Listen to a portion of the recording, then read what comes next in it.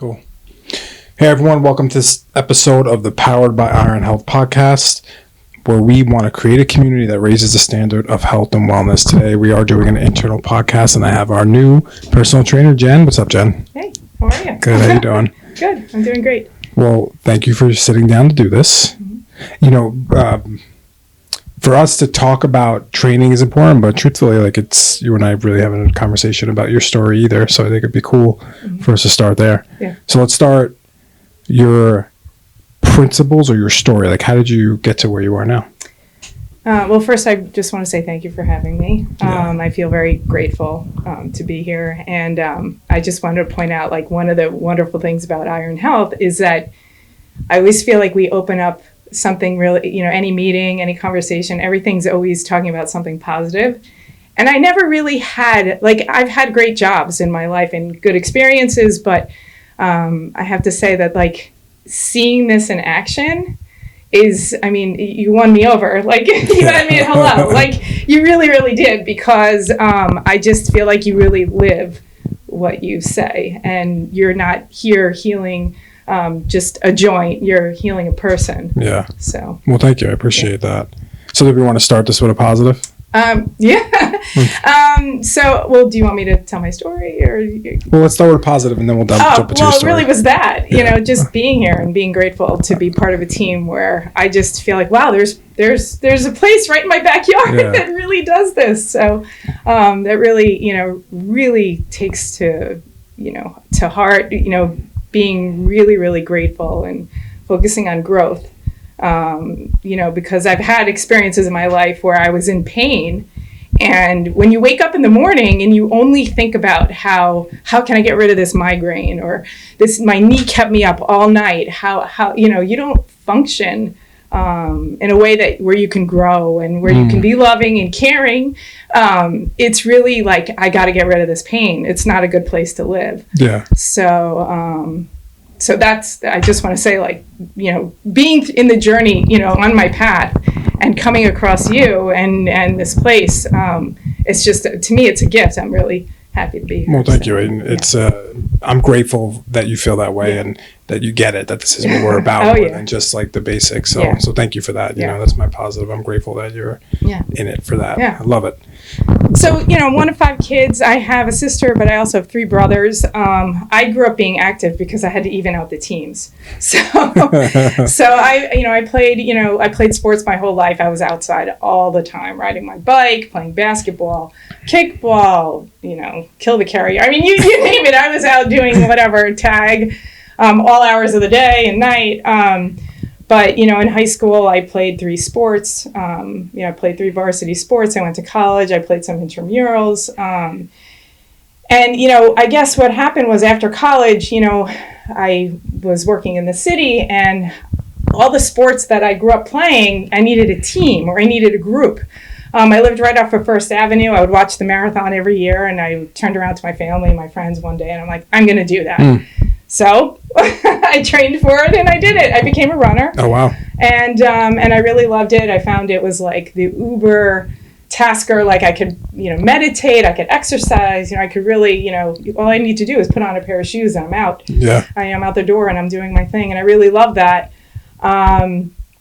I pretty much that carried on. I'm also, I'm just a fitness junkie. I love spin. I love lifting weights. I love, pretty much almost any form of exercise. I belong to several gyms. I really like to try different things. What happened with me was, after I had my 3rd kid, I just wasn't feeling right. I was in my late 30s, and I probably attribute a lot of it to postpartum depression, but I didn't know that at the time. And because I'm so fiercely independent and stubborn, I like to do things my way, and I know the right answer, right? It was a really humbling period of time for me, because I just all of the ways that I tried to pivot, nothing was really working, and I just felt really detached. But I was functioning. I was doing great things. I ran the PTA. I was involved in my community. I was there for my kids. I chose to stay home, but I had some, jobs over, I worked my kids' summer camp for a couple of years. That was really fun because I got to be outside. I'm running around with kids and I'm being active and I'm, showing other kids their love, like teaching them my love of fitness. So that was really fun. And, as a personal trainer, I became one because after my first child was born, I became very friendly with an older trainer at the gym. And she said, I don't understand why you're not a trainer. You love fitness. You love exercising. You're a teacher. You could be so great. So, with her, I don't know, like just patting me on the back and encouraging me, I became a trainer and I worked at that gym. Mm-hmm. And then I worked up until I pretty much moved to Briarcliff. So it was a few years, and I did personal training and some group fitness, and I taught indoor cycling too, and I really loved it. And then I moved here, and I got pregnant, and I had my third child, and that's kind of when like nothing really felt right. So that's kind of when, I don't know, I just couldn't figure it out. I'm like, how could I, do this if I can't do that, and I started to become very negative. So I had already this like pain and I started getting migraines and I couldn't resolve that. I also had hurt my foot and, I had a knee injury. So I was going through that. And again, like that's when all of that pain really started. And then, that carried into pretty much into, a good part of my 40s. I decided to maybe pivot, and I was in school for a while and I did not do well in school. So that was another thing that really was eating away at me. You went back to school when you were older. So. Yeah. And it just was not, it just, again, it was the whole part of this like disconnect. And I thought, oh, well, if I reinvent myself or if I do this or if I do that, just did not go right. And I think what really needed to happen was that I needed to find a way to reconnect. Mm-hmm. And so I was still exercising because I'm very, tried to stay in shape. It was a way for me to feel better. And the running, I literally ran myself into the ground, which then led to a surgery that did not work out well for me. And it wasn't until I went back to the surgeon where the surgeon said, he goes, this is the thing. I could replace your knee, but you are one of the few people that I can honestly say, if you rehab and you really commit to the rehab, and it's going to be a lot of rehab, you could function and you will be, just as good, or you really have a good chance of getting through this. So that's when everything I started to, I had to believe that I deserved it.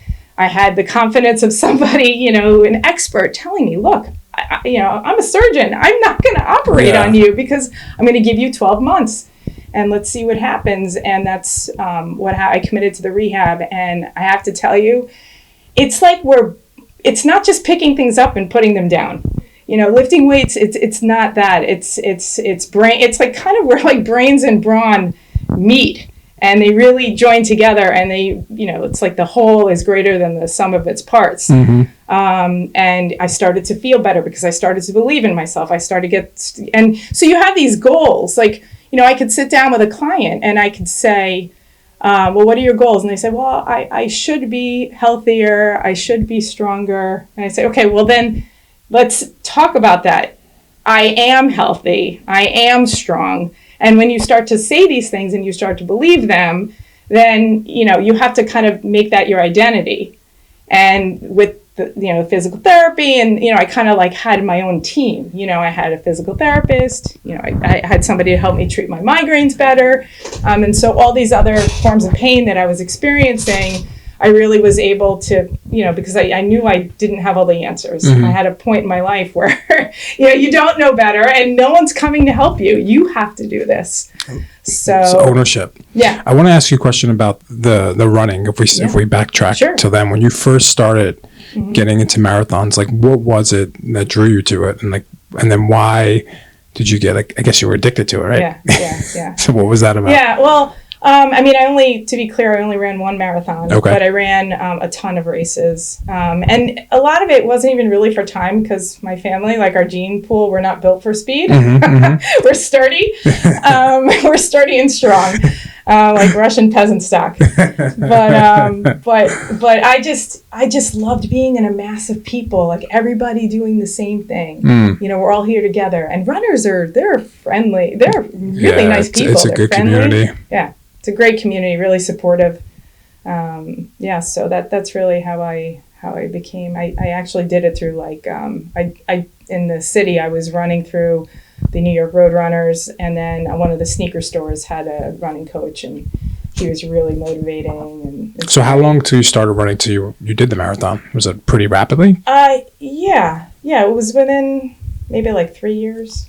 That's pretty amazing. Yeah, or 2. And you did New York City Marathon. So how'd you get in? I applied. Yeah. Well, actually, I set the trend. Okay. So it was. I ran the marathon right before it was like super popular. Oh, really? It was 1998. Okay. So it was really like, I would say maybe a few years later, that's when it started to become really, really hard to get in. It's the best tour of New York City. Oh, that's what I hear all the time. Like you're running through different cities, you're running through different neighborhoods, you see like what they're like and stuff like that. Oh, they're so yeah, it's so great. It's so great. When you were training for that, you know, what you said, one thing that was interesting was like, you just said, I'm just going to do it. Mm-hmm. Do you always had that mindset growing up, or is that what you fostered? You know, I think I probably did. I think there were times where I would get in my own way. You know, and again, like that's like, you know, here I am, you know, like live and learn. And then when I hit my bad point, that's when I finally said, you know, this is it, you're done. Like you have to believe, you have to get it. You can't live in that place anymore. You got to get rid of that. But yeah, when I set my mind to do something, I generally, you know. Do you think you could teach that? I think I can. Yeah. Yeah. No, I believe I can. I think, you know, what's really fun about that is when I'm saying that to somebody and they're connecting with it, there's like their whole face changes. Yeah. There's a change in their expression. They're like, yeah, I get it. How much do you think that is crucial for everything in training and changing the way you work out, eat, whatever it is? Mm-hmm. Like, how much of a factor do you think contributing like mindset is to that? I think it's everything. Mm-hmm. I think it's everything. I think it's not just like they serve as reminders. You know, like what does a healthy person do? What does a fit person do? I'm a fit person. I'm a healthy person. What am I going to do? So I think it has everything to do with that. One thing that's actually really interesting that I've asked people is that I'll say to them, well, you know, look around in your life, you know, somebody who's 5 years older than you, 10 years older than you, 20 years older than you, doesn't, you know, what, like, look at their figure, look at how they move through space, you know, and ask them, what do you do to stay healthy? It's, you know, people love to talk about themselves, number one, but number two, like if you want to move through space with grace and without pain, find out what they do, and explore that. Because nobody wants to feel bad. I mean, things that we take for granted is like putting on our shoes and socks, or picking up after our dog when we're walking it, or getting in the car, you know, without plopping down, you know, reaching back, grabbing your seatbelt, or looking for oncoming traffic. You know, how many people do you know don't even turn their head anymore? Yeah. So little things like that. Finding gratitude in places where simplistic to you and I is very crucial. Where we don't find pain, but others may. So when you were running, you said was it a meniscus tear that started it? Or? I had a couple of tears, but what ended up doing me in was that it literally popped off. What popped off? My meniscus. Okay. Yeah. So they reattached it, and it didn't stay. Okay. So I ended up shredding it, and I got arthritis right away, and I couldn't really move. I couldn't walk downstairs properly. I would have to sidestep down a hill. Post surgery, or like way post surgery, or was it surgery? It was a really long time. I needed a cane for a while. I would hide. I hid, and it was also like right before COVID, so it was really easy to hide and avoid people. I put on a little bit of weight, you know, and I really. But at that same time, there was a point, you know, during lockdown where I finally, was actually at the end of 2019, but it really, really started, going stronger for me during lockdown, where I really turned around and I said, you know what, you can do this, because the only way's up. Yeah. Yeah. So how that you must have been talking to yourself a lot, Mm-hmm. going from limping and not being able to going downstairs to. Yeah. So what was happening during that process though? Like, what were you telling yourself, or what? I guess the question too, or the thought I'm trying to hit is, people who are in those downward spirals and they live that way. Mm-hmm. Like, what were you noticing patterns that were coming up, and then from there, how did you really flip that switch to change? I didn't like how I felt. Well, first of all, I had a hard time sleeping because the pain would wake me up at night. I was also, my migraine medication I didn't have under control. It wasn't until I started treating them more aggressively, which was during this time as well. I didn't like living in my late 40s feeling that, I don't want to say, I don't know, how do I say this? I didn't feel that I was 47. I didn't feel like I was 47. I felt like I was like 97. Okay. And I also didn't, I try to be a glass is half full person. And I just never felt that way. And I just didn't like that. I didn't like being that person. And so finally, not being able to walk properly, think about like a professional athlete who has a horrible accident and then they can't play anymore. I mean, I'm just a regular Jane, I'm not, but I mean, I really had to ask myself the hard question, this is clearly something that is being taken away from you, but you're taking it away from yourself because you need help. I think that was the hardest thing I had to admit to myself, was that I needed help, and I couldn't do it alone. And everything I knew all the reasons why I thought I knew better, I didn't. Yeah. Because if I did, I would have been better. This whole thing wouldn't have happened, maybe. So I really had to commit to opening up my mind and really leaning on other people. You said before, like, your background, you're stubborn and everything. Oh yeah.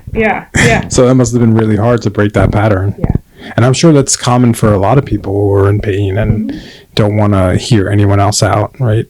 So how did you come to that self-realization, and how would you coach someone to come through that? Like, even with a client, right? Like, it's the same thing. A lot of what we do is mental. Right. So how do you start with that process, or how can someone start in their own process? Right. I think you just have to really think hard. Like, for me, I had to ask myself the question, if there was one thing that you couldn't, that was taken away from you right now and you could never have back, and it would, really, hurt you and incapacitate you in some way, it was definitely learning at this age that having the freedom to move. And I just knew I was never going to take that for granted again.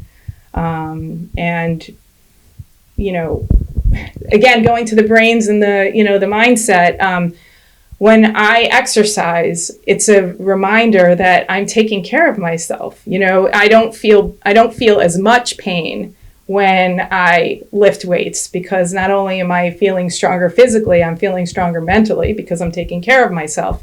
And then I feel better, and I perform better. I think differently. I approach a situation, instead of me being angry or resentful or let's just get this done. I don't want to think about it. It really, I can approach something almost like, something that's so mundane. It's like, okay, we'll do it, or maybe it'll be fun, So, maybe this doesn't seem like it's so exciting, but hey, but now I can, throw a football with my grandchildren, or I can, push them on a swing and it won't hurt me, or I can, serve in my next tennis match and I won't have any pain. Yeah. So you would say fitness for you was like the gateway drug into that, because Absolutely. It made you feel better about yourself. You gained confidence. It helped you get out of that downward spiral that you were in. Right.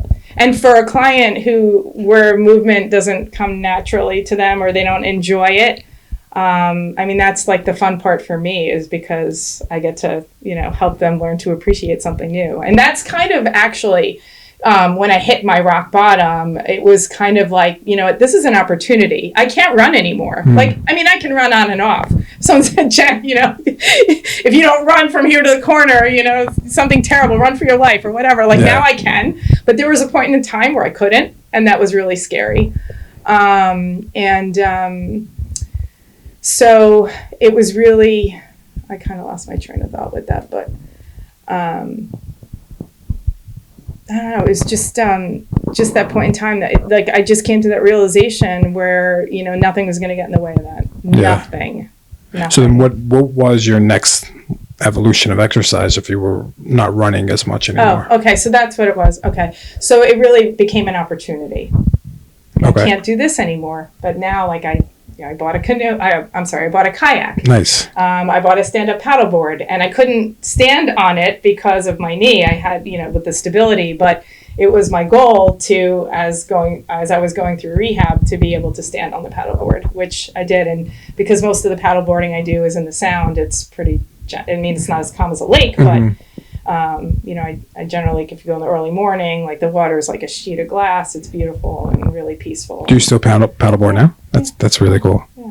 How important do you think goal setting is then? Because you said you set a goal. You were like, in rehab, I want to get to the stand-up paddleboarding. Like, how much was that a driving factor for you? Oh, I mean, again, it's like the goal becomes your identity. You have to believe it.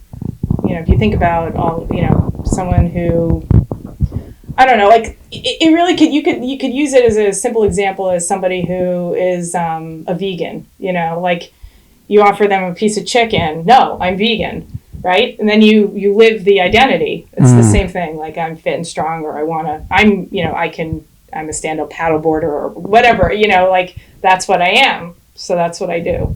Yeah. So a couple things I hear you saying, and I'm going to summarize it or bring it. You tell me if this is right. Always express gratitude, right? Because that can change the way your mind thinks, and then try to shift your identity and what you identify as to empower you. Right. But those are powerful things. And you have to believe it. Yeah. How long do you think it takes someone to really believe it if they're at a low spot and they've never thought this way before? Right. I mean, it could take a while, but that's where it's great to have a team of people. Why would you take on that burden alone? Go to an expert. Have the expert coach you, make you help you, give you strategies to believe and to do things to reinforce the belief. Yeah, I think it's so important too. Mindset and growing as a person is number one, and then the other stuff comes in because of you're focused on that. Yeah. Where are you going now with your fitness personally? I know you say you did stand-up paddleboard. You and I spoke about potentially bodybuilding. Yeah. So where's that evolution going? That's the whole identity thing right now. Because right now I'm trying to be a bodybuilder. Okay. And that doesn't really work. I'm trying to do something. I'm trying to eat healthier. No, I eat healthy. Yeah. Right? So, and you're human. You're allowed to slip up. I mean, I just went on vacation, and trust me, I enjoyed everything that was native to Maine that was delicious and yummy. I enjoyed it. Yeah. But it's again, you have to believe it. I am a bodybuilder. It's a hard thing for me to say, because when I think of a bodybuilder, I'm like, how could I ever look like that? But it's a pretty tough. I mean, it's a pretty ambitious goal.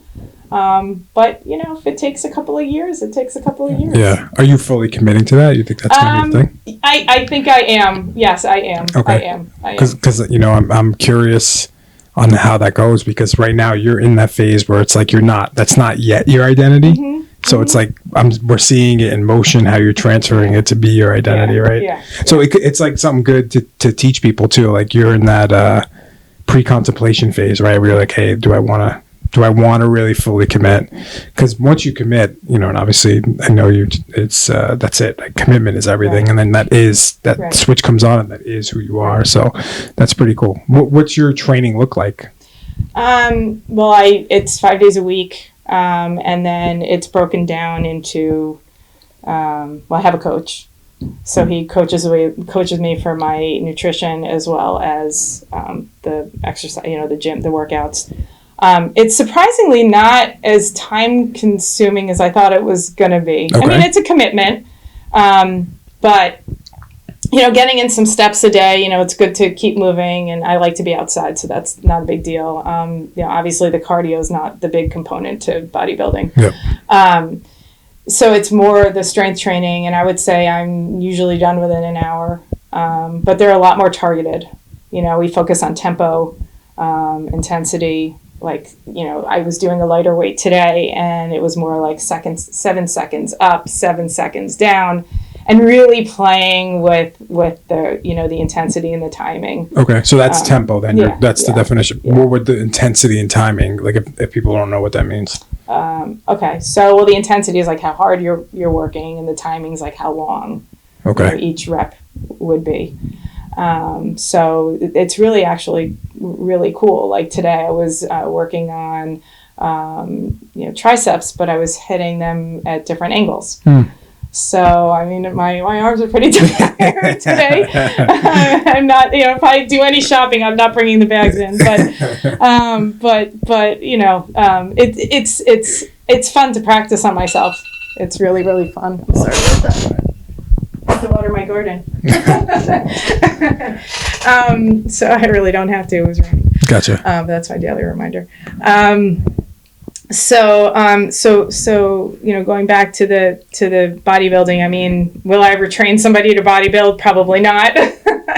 I don't know whether or not that would ever be my ideal client, but it's really, I love doing something new. I'm really fascinated by the way the body moves, and the way the muscles are connected. And if you, tweak this way, you're hitting the fibers from this angle. If you, doing, a tricep, coming this way versus, doing something else, or, pushing down I like the way you can hit things from different angles and get slightly different results. Yeah. And I think that, playing around with this, definitely taps into like my passion.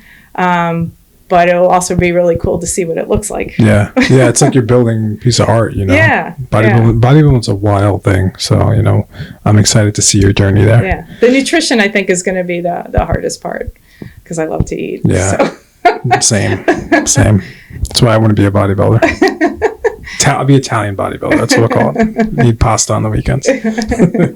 All right. For your training principles or training at Iron Health, let's talk a little bit about that. Like, who's your ideal client? Who are you looking to really train, or you can get the best results for?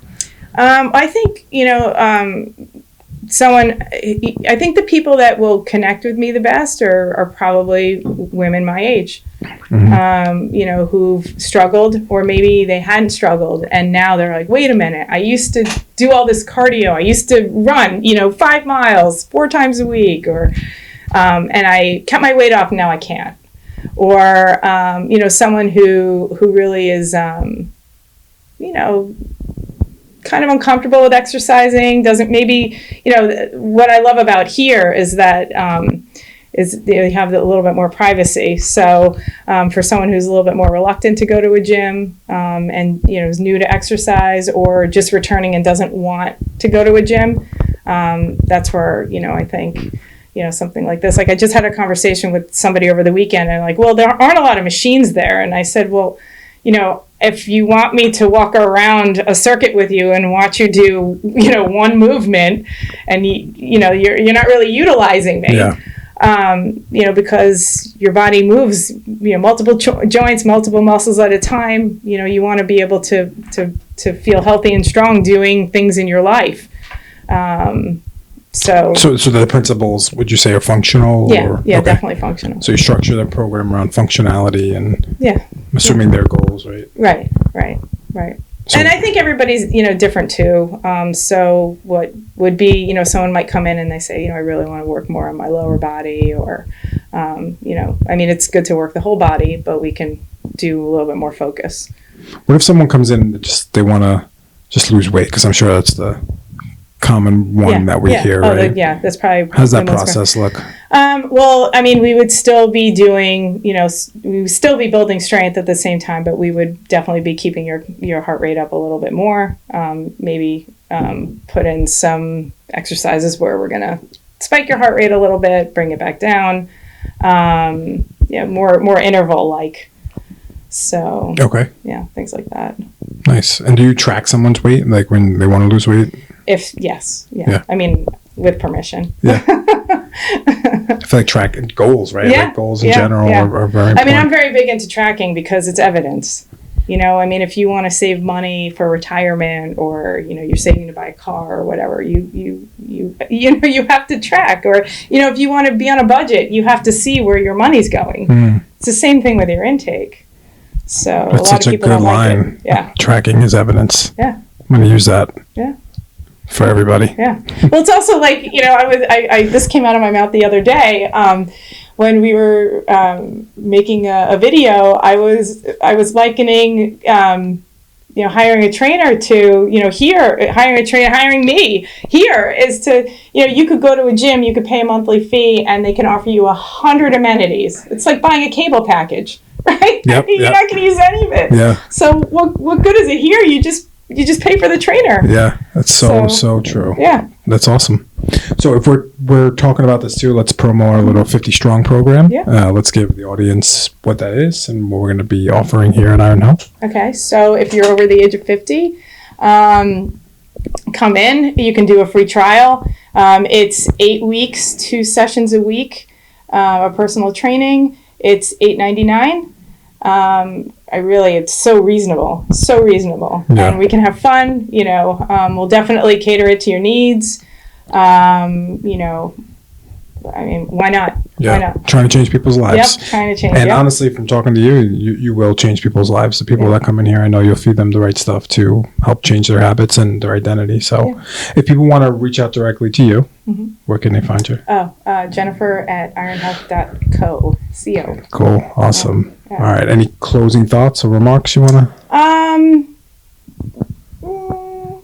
No, not really. I think we're good. Awesome. Yeah. This was fun. I had a lot of fun here. I got into your mind a little bit and see how you think. And, there's actually one plugin that I wanted to do. So one of the things that helped me, feel better and to help other people was that I actually published a book not that long ago. And it's really a 4-step process of healing. It's really like taking that inward, and you had asked me a little bit earlier, I don't even know why I blanked on this, but you had asked me a little bit earlier about how I would help somebody. And it's really like hearing what's going on in your mind, taking the time to really listen to your thoughts.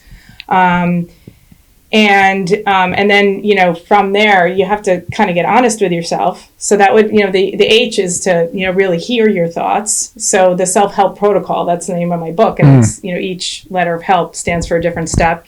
And then E would be to explore your options, like your real options, not just things that are Band-Aids.